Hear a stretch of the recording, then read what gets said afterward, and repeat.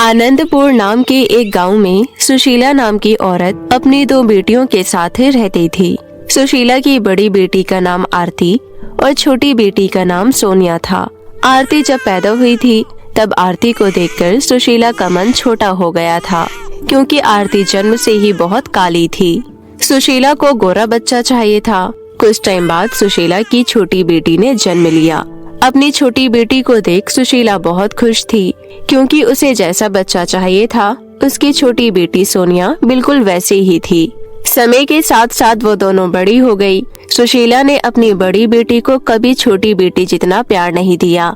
वो हमेशा अपनी छोटी बेटी को ही सारी खुशियाँ देती थी। आरती के साथ वो वैसा व्यवहार करती थी जैसा कि कोई सौतेली माँ भी ना करती हो। एक बार की बात है, सुशीला आंगन में बैठकर लकड़ियों के बड़े बड़े टुकड़ों को काट कर छोटा कर रही थी। कड़ी धूप की वजह से उसको बहुत प्यास लग जाती है।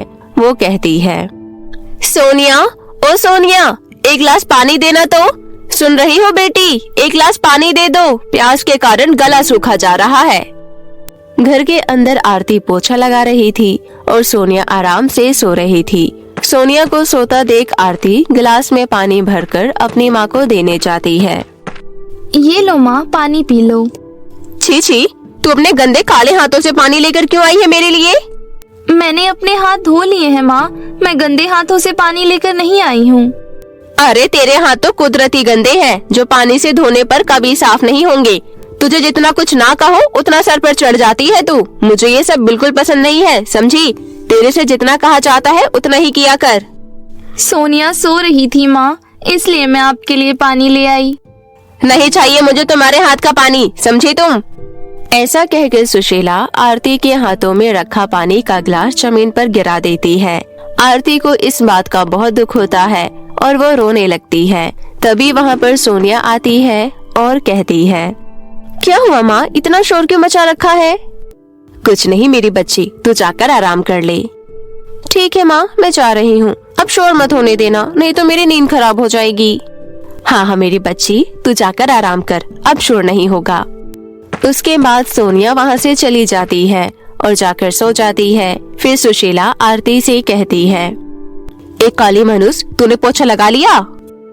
हाँ माँ। चल ठीक है, अब यहाँ बैठकर ये लकड़ियाँ काट दे। क्या मुसीबत है, ना जाने कब इस लड़की से छुटकारा मिलेगा मुझे। आरती बेचारी धूप में लकड़ियों को काटने लगती है। थोड़ी देर बाद सुशीला फिर से आरती को आवाज लगाती है। आरती फौरन दौड़ती हुई अपनी माँ के पास जाती है। तब सुशीला उससे कहती है, इतनी देर से तो सिर्फ पोछा ही लगा रही थी, ये कपड़े कौन तेरा बाप धोएगा? जल्दी से इन कपड़ों को कुएं पर ले जाकर और फटाफट धोकर ला, समझी? आरती चुपचाप उन कपड़ों को उठा लेती है और उन्हें लेकर कुएं के पास धोने चली जाती है। आरती के हाथ बहुत नाजुक थे। कुएं से पानी खींचते वक्त उसके हाथों में बहुत दर्द होता था। आरती कपड़े धोने के लिए कुएं से पानी निकालती है कि तभी उसके हाथों से बाल्टी कुएं के अंदर छूट जाती है। आवाज सुनकर फौरन वहाँ पर सुशीला भागती हुई आती है और गुस्से में कहती है, अरे कलमोही, अब कौन सा नुकसान कर दिया है तूने? ये आवाज कैसी आई? मैंने कुछ नहीं किया माँ, पानी के बाहर से रस्सी टूटकर बाल्टी कुएं में गिर गई। क्या क्या कहा तूने? बाल्टी कुएं में गिरा दी तूने? अब तू ही कुएं में से जाकर बाल्टी लेकर आएगी, समझी? मैं कुएं में कैसे जाऊंगी माँ, मुझे माफ कर दो, मुझसे गलती हो गई। आंसू बहाने से कुछ नहीं होने वाला, समझी? मैंने कहा ना, कुएं में उतर और बाल्टी लेकर आ। आरती को कुएं के अंदर जाने से बहुत डर लग रहा था, लेकिन अगर वो सुशीला की बात नहीं मानती तो सुशीला उसकी बहुत पिटाई करती। इसलिए वो आंख बंद करके कुएं के अंदर कूद जाती है। आरती को तैरना नहीं आता था, इसलिए वो पानी के गहराई में जाती जा रही थी। अचानक से वो एक बहुत ही अजीब सी जगह पर पहुंच जाती है। वो जगह बहुत ही ज्यादा खूबसूरत थी। अरे वाह, कितनी सुंदर जगह है, यहाँ सब कुछ कितना खूबसूरत है। ऐसा लग रहा है मैं सपनों की दुनिया में आ गई हूँ। कुएं के अंदर इतनी सुंदर जगह थी, मुझे इसके बारे में पहले तो कुछ मालूम ही नहीं था। आरती आगे बढ़ने लगती है। वो चलती जा रही थी। तभी उसे रास्ते में एक पेड़ दिखाई देता है। वो पेड़ आरती को देखकर उसे कहता है, सुनो बेटी, मेरे पके हुए फलों के भार की वजह से मुझे बहुत तकलीफ हो रही है। पेड़ से पके हुए फलों को तोड़कर मुझे थोड़ा हल्का कर दोगी तो मुझे बहुत राहत मिलेगी। तुम बिल्कुल भी चिंता मत करो आम के पेड़, मैं अभी तुम्हारे पके हुए फलों को तोड़कर तुम्हें हल्का कर देती हूँ। ऐसा कहकर आरती पेड़ से फलों को तोड़ लेती है और पेड़ को हल्का कर देती है। तुम्हारा बहुत शुक्रिया बेटी, अब मैं बहुत हल्का महसूस कर रहा हूँ। तुम आगे बढ़ो बेटी। उसके बाद आरती और आगे बढ़ जाती है। थोड़ा आगे जाने के बाद आरती को एक डरावनी सी जादूगरनी दिखती है, जिसे देखकर आरती डर जाती है। तब वो जादूगरनी कहती है, तुम मुझसे डरो मत लड़की, मेरे पास आओ, मैं तुम्हें कोई नुकसान नहीं पहुंचाऊंगी। तुम सच कह रही हो ना? तुम मुझे खाओगी तो नहीं? नहीं बेटी, मैं तुम्हें कोई नुकसान नहीं पहुंचाऊंगी। तुम ये बताओ, तुम यहाँ कैसे आई? मेरी बाल्टी कुएं में गिर गई थी। मैं कुएं में बाल्टी लाने के लिए उतरी थी, परंतु मुझे तैरना नहीं आता था, इसलिए मैं कुएं के अंदर डूब गई और अचानक यहाँ पहुँच गई। अच्छा, मैं समझ गई। लेकिन अब तुम आ ही गई हो तो तुम मेरे साथ रह सकती हो, लेकिन उसके लिए तुम्हें मेरे घर का सारा काम करना होगा। मुझे तो घर का सारा काम पहले से ही आता है जादूगरनी जी। ठीक है, आओ फिर तुम मेरे घर के अंदर चलो। आरती जादूगरनी के साथ वहीं रहने लगती है। वहीं दूसरी तरफ आरती की माँ सुशीला कुएं में झांकते हुए खुद से ही कहती है, ये लड़की वापस क्यों नहीं आई? कहीं डूबकर मर तो नहीं गई? चलो अच्छा ही है, इस काली कलूटी का मैं करती भी क्या, मर गई सही है। दूसरी तरफ आरती उस जादूगरनी के घर का सारा काम करने लगी। वो जादूगरनी के कपड़े धोती थी और उसके घर में झाड़ू पोछा भी लगाती थी और उसके लिए स्वादिष्ट स्वादिष्ट खाना भी बनाती थी। ये लो जादूगरनी जी, मैं आपके लिए गर्मा गर्म खाना लेकर आई हूँ। जादूगरनी सारा खाना तुरंत चट कर जाती है और कहती है, अरे वाह लड़की, खाना तो तुमने बहुत ही स्वादिष्ट बनाया है। इसी तरह काफी दिन बीत जाते हैं। एक दिन आरती बहुत ही ज्यादा उदास बैठी हुई थी। तभी उसके पास जादूगरनी आती है और कहती है, क्या हुआ बेटी, तुम इस तरह उदास क्यों बैठी हो? कोई बात है तो मुझसे कहो। मुझे माँ की बहुत याद आ रही है जादूगरनी जी। मैं आज से पहले कभी माँ के बिना नहीं रही हूँ। तुम्हारी माँ तुम्हें बहुत प्यार करती है क्या? नहीं जादूगरनी जी, मेरी माँ मुझसे बिल्कुल भी प्यार नहीं करती है, क्योंकि मैं दिखने में खूबसूरत नहीं हूँ ना। माँ को हमेशा से गोरे बच्चे अच्छे लगते थे, परंतु मैं काली पैदा हो गई। मेरी छोटी बहन बहुत गोरी है, इसलिए माँ उसको ही बस प्यार करती है। लेकिन फिर भी मैं अपनी माँ से बहुत प्यार करती हूँ और इसीलिए मुझे उनकी बहुत याद आ रही है। अगर ऐसा है तो मैं यहाँ पर तुम्हें और नहीं रखूंगी। चलो मेरे साथ, मैं तुम्हें तुम्हारे घर ले चलती हूँ। इतना कहकर जादूगरनी आरती को एक जादुई गोल्डन झरने के पास लेकर जाती है और कहती है, तुम इस झरने के नीचे जाकर खड़ी हो जाओ, फिर देखना तुम अपने घर पहुँच जाओगी, लेकिन उससे पहले तुम ये लेती जाओ।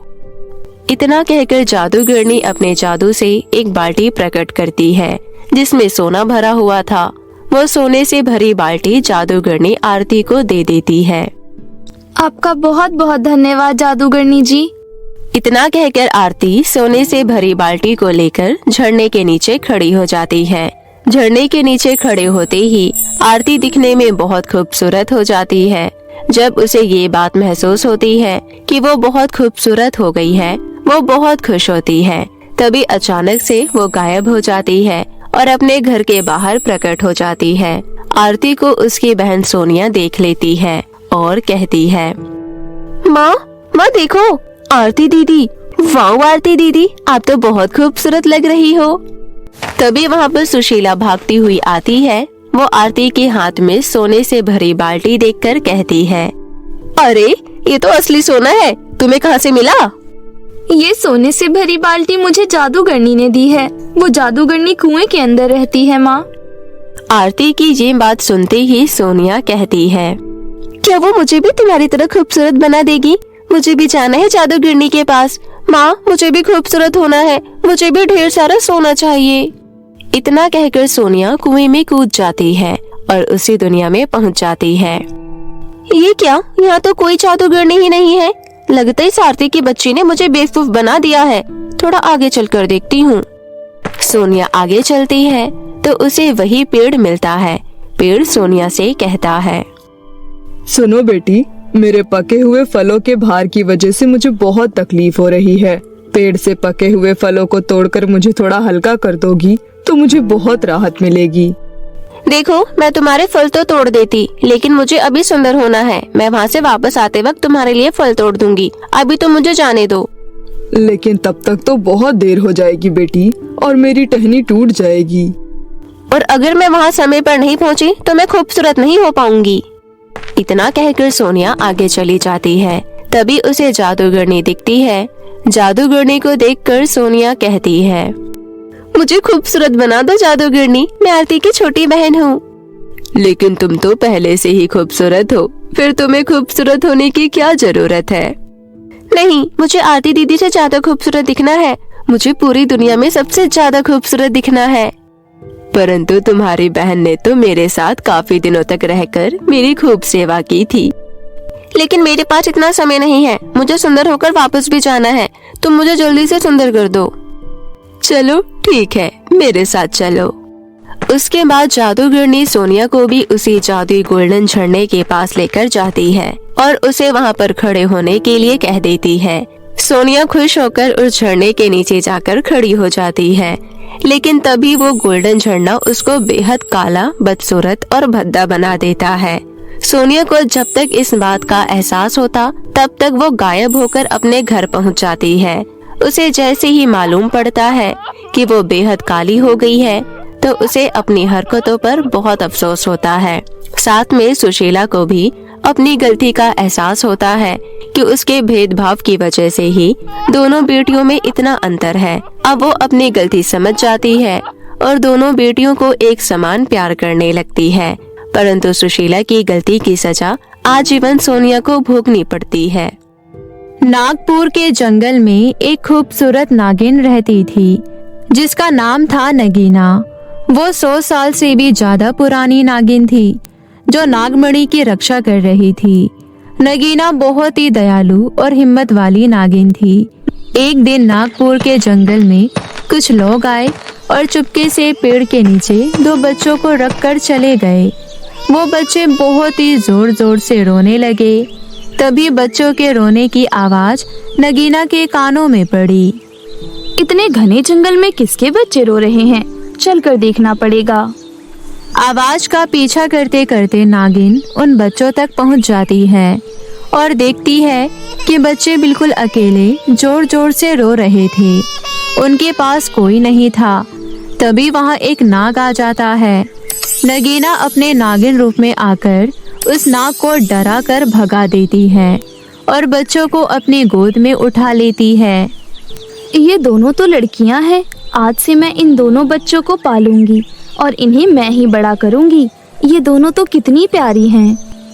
नगीना ने अपनी जादुई शक्तियों से दोनों बच्चों के लिए बोतल का इंतजाम किया और जो उनको जरूरी था वो सब सामान का भी इंतजाम किया और बहुत ही प्यार से दोनों बच्चों की देखभाल करने लगी और दोनों बच्चियों का बहुत ही प्यारा सा नाम रखा, अंजलि और रूपम। दोनों बच्चों में अंजलि थोड़ा सांवले रंग की थी। फिर भी नागिन नगीना दोनों बच्चों में भेदभाव नहीं करती थी और बहुत ही अच्छे से उन दोनों का ख्याल रखती थी। अंजलि और रूपम को पता नहीं था कि उनकी माँ नागिन थी।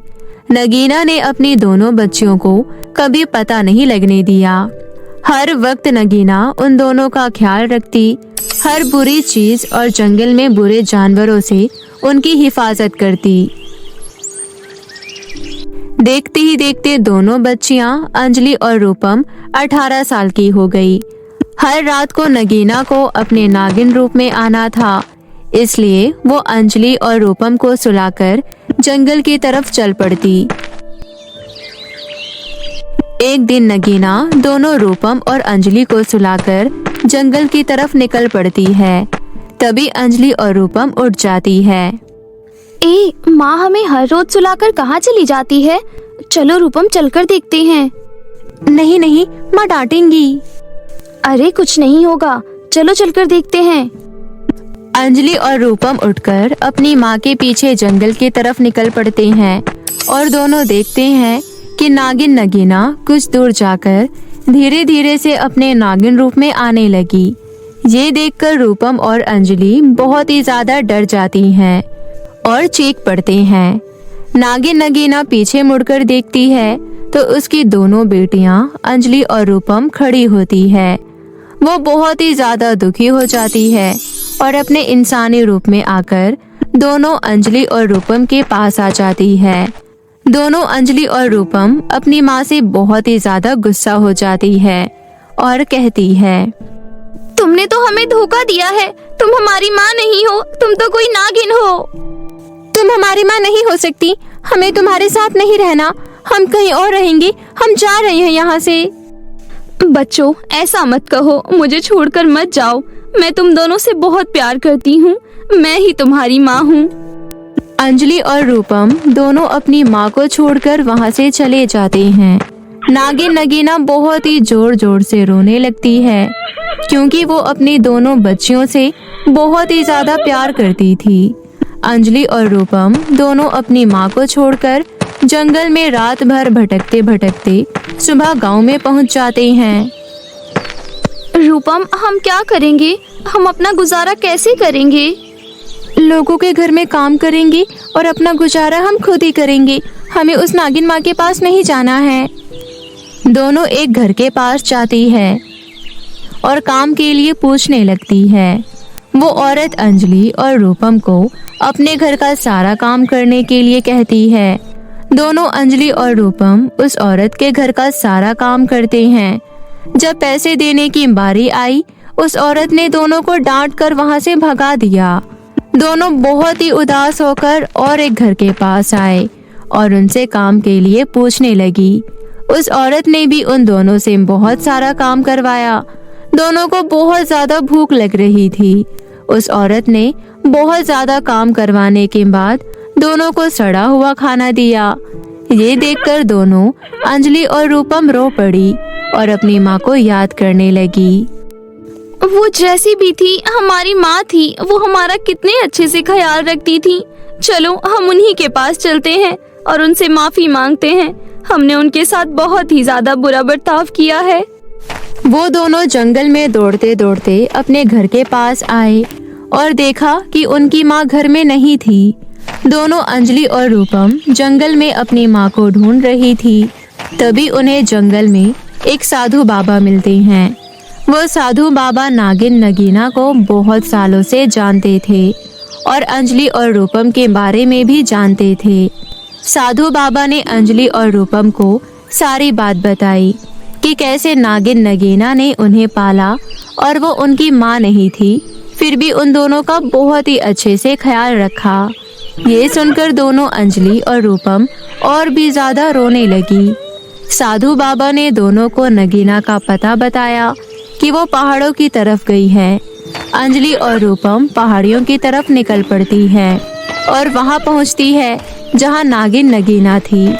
वो दोनों नागिन नगीना के पास जाकर माफी मांगने लगती है। अपने दोनों बच्चों को माफी मांगता देख नागिन नगीना उन्हें माफ कर देती है और अपने दोनों बच्चों को गले लगा लेती है। इसके बाद वो सब लोग राजी खुशी रहने लगते हैं।